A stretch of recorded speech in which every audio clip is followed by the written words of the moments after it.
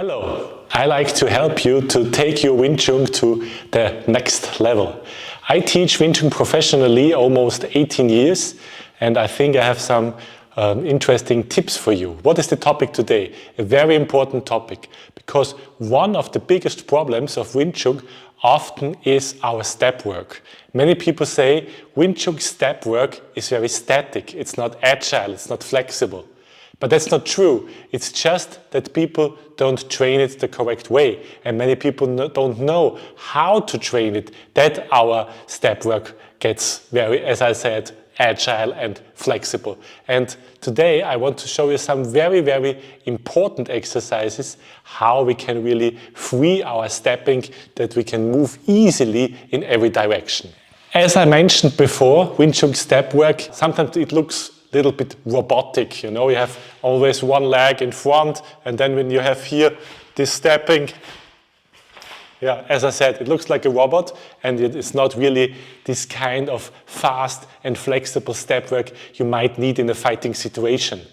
How can we change this? Well, let's start from this position. I mean, this position is an important one in Wing Chun. This stance, we have like a single leg stance, one leg in front. So if we look at this stance, a very important stance in Wing Chun, we have most of our weight on the rear leg. We have one leg in front. But normally we are used that the front leg always stays in front and that the rear leg always stays the rear leg. And so, as I said, it's not very flexible. So the first exercise, maybe in the first moment we think it doesn't make a lot of sense, but wait a minute, it does. We have to go step by step. First step. So we have here our front leg. I move the front leg to the back and back again. Change. So the rear leg or the front leg changes. But this seems easy, but there are some important details we have to think about. It's about our hip. Because here, our rear leg, our hip always needs a rotation outside. So we have here rear leg outside rotation. Our front leg, our hip has like a rotation inside. And here, one rotation like outside, inside. The two legs come closer, the knees come closer together because of this rotation. So, as I said, rear leg outside rotation, front leg inside rotation. This means as soon as we change our legs, we have to change also the rotation. That's not that easy, but very, very important. So, if I want to change the leg again, this means here I have to prepare it. Front leg, I change, I open up my hip because it's going to be the rear leg in a second. Other leg comes in and I rotate inside. Back, again, here I have outside rotation, front leg has to turn inside. My arms come together with my legs. Elbow and knee always belong together.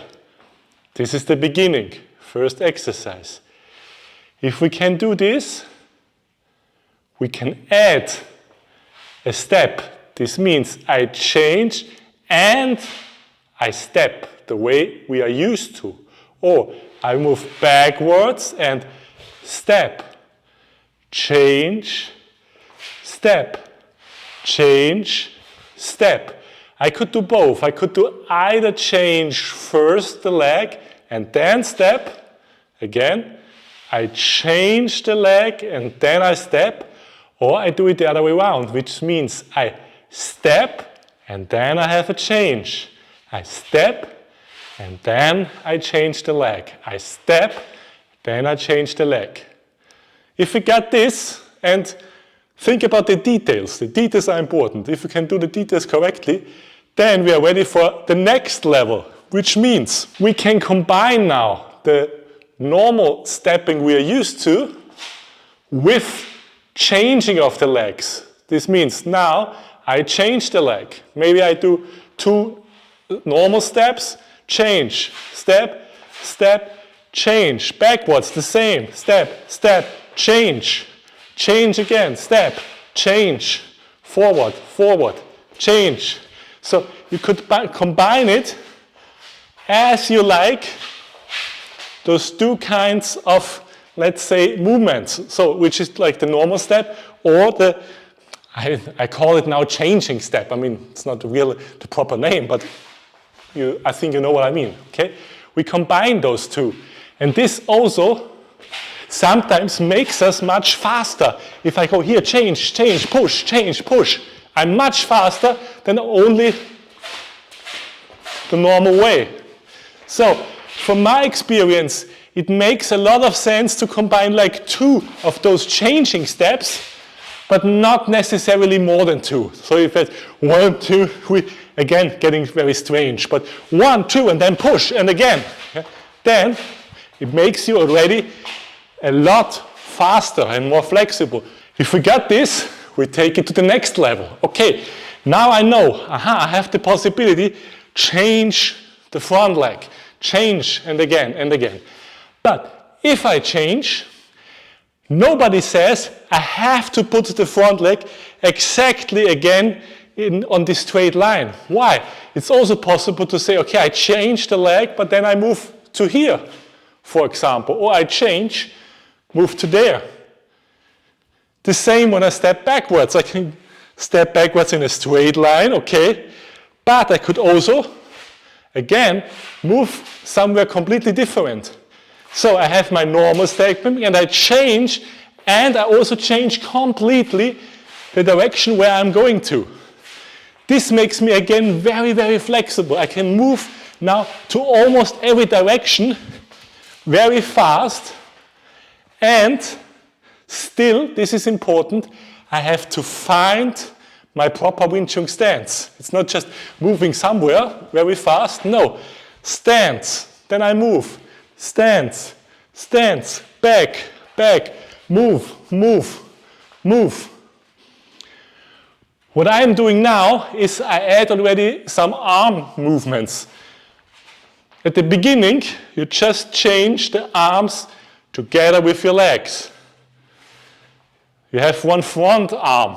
This could be like Tansa or like a Chamsa position or whatever you want to call it. Here, I change, change. So look, it just goes together, together.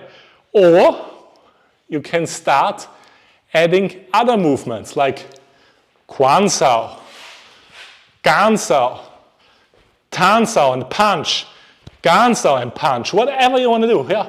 Bisao, no matter. And now we can start moving around everywhere.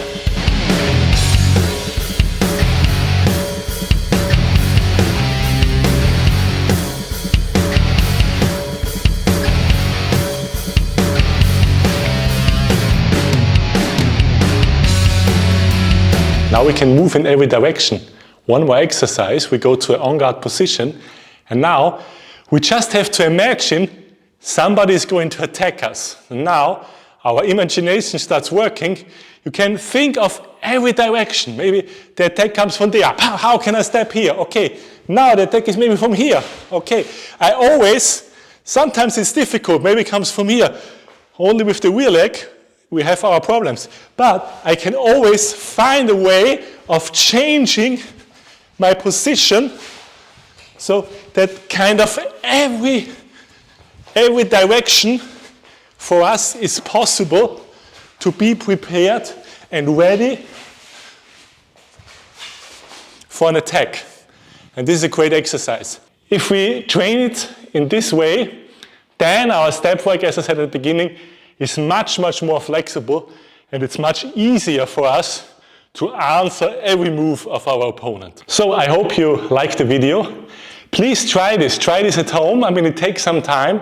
Of course, you have to practice it not only once, but more often, and then I think you will see a very, very fast progress.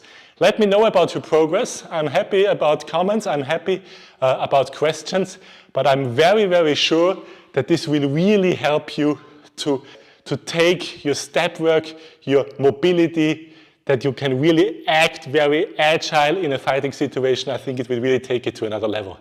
I hope you liked the video.